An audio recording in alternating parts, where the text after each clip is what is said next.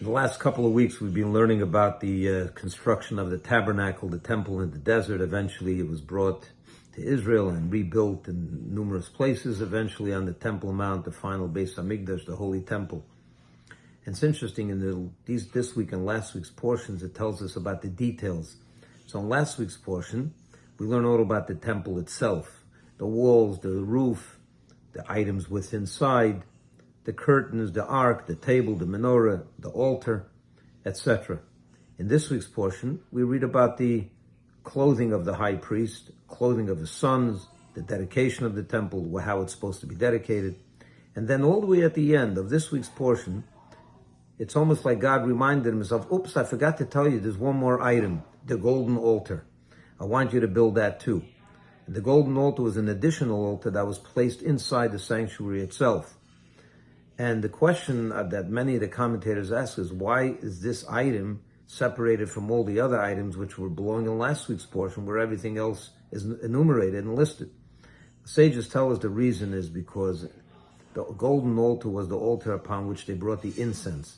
And when the priest brought the incense, the rule was that no one was allowed to be with him there.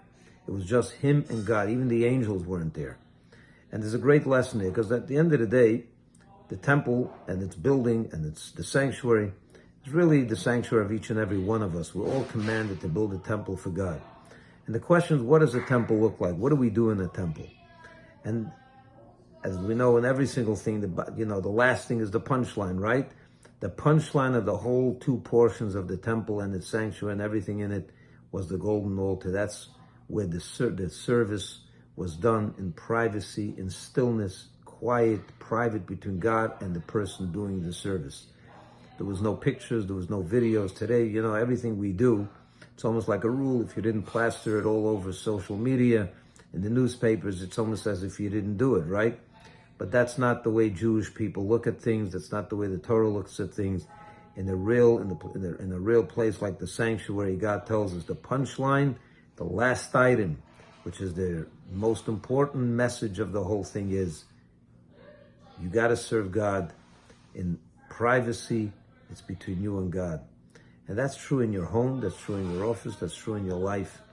It's the quiet moments in life, what you do then when no one's around, when no one's taking pictures, not even yourself. It's just you and God. How are you behaving then? Are you bringing incense? Are you able to bring God to rest and rest His presence among you? If the answer is yes, then you built a temple.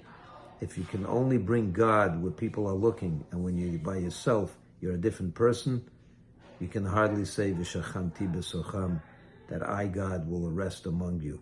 I rest in your stillness, in the privacy of your menschlichkeit, the privacy of your Jewishness. If you're still Jewish then I'll rest my presence.